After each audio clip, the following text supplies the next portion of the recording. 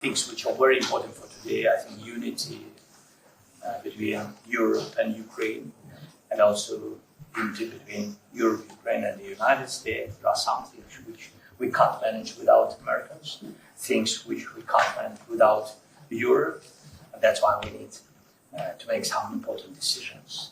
So thank you very much. Well, Jon, host of the News Agents podcast, Jon Sopel, things we can't manage without America, things we can't manage without Europe. I mean, that's the nub of it all, really, isn't it? Yeah, and the problem is that America is kind of more interested in a peace deal on any terms, has got Russia signed up because it's largely a Russian-designed peace deal.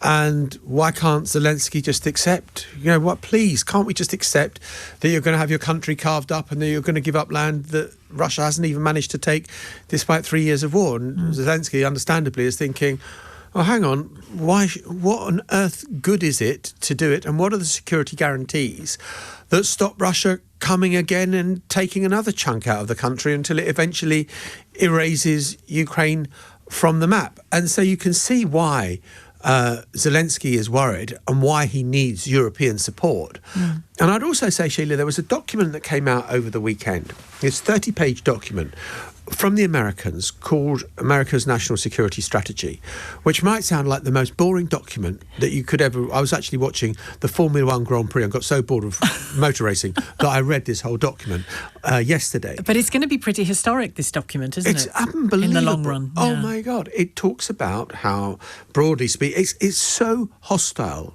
towards Europe and the direction of travel, and how the only source of encouragement in Europe right now are the pro-patriotic parties within Europe. So is he talking about Labour or Conservatives? No, he's talking about reform. Is he talking about the centre-right and centre-left in France? No, he's talking about the far-right, Marine Le Pen party. In Germany, he's talking about Alternative for Deutschland. So you've got America putting its thumb on the scales in the internal politics of Europe, saying, yeah, we support the far-right groups in those countries.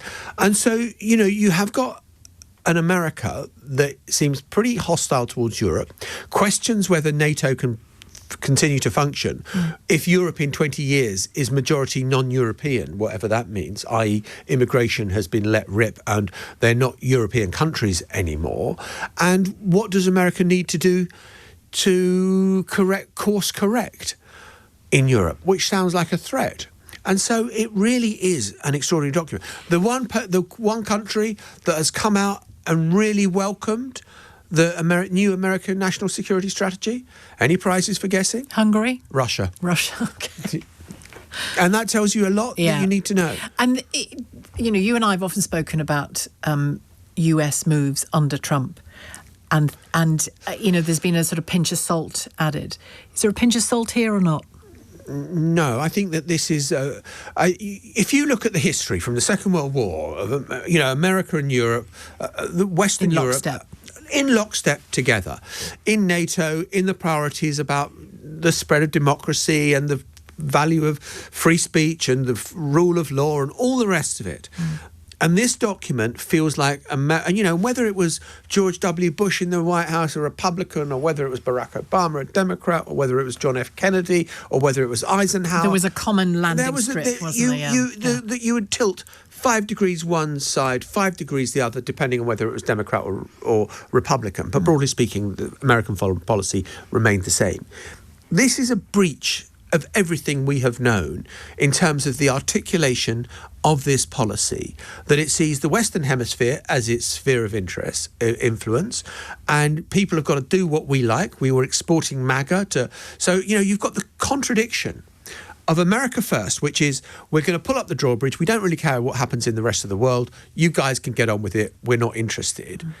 On the other hand, it's almost like an imperial power now. America's saying, right, well, unless you adopt the sort of MAGA policies that we've got in America, then including being nicer to Russia on Ukraine. Yeah, then we're going to have to course correct the American jackboots. And so you can see why not only Ukraine has cause to worry about this, but if you're in the Baltic states or you're in Poland or you're in Germany on the borders with Russia, you've got profound cause for unease. What about one interpretation of all of that I heard this morning from a former US ambassador to the EU who was saying You can see it in those terms, or you can see it in slightly softer terms. Still a change, a big change, but slightly softer terms, which are as follows.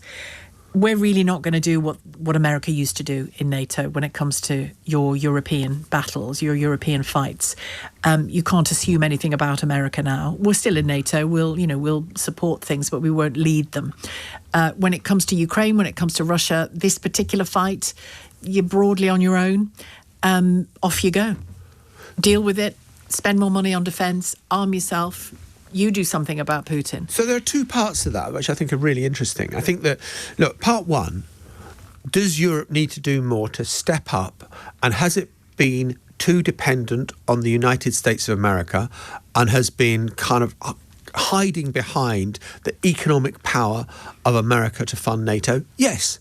Europe has been lazy, complacent, idle, and Donald Trump has given Europe the kick up the backside that it deserved on NATO spending. And he wasn't the first American president to try, was he? No. Yeah. When I was based in America, and I once witnessed the most extraordinary conversation on a tennis court between the Deputy National Security Advisor to the United States and the British Ambassador, where the Deputy National Security Advisor to the US said to our ambassador, don't you dare drop below 2% of GDP on defence spending. We will go mad if you do that. And were you the umpire? No, I was playing tennis. I was absolutely gripped by this kind of whole conversation. Yeah. And it was in no uncertain terms, tell David Cameron you cannot do this. And the message was sent back, and Britain didn't do that. So that part of it is for real.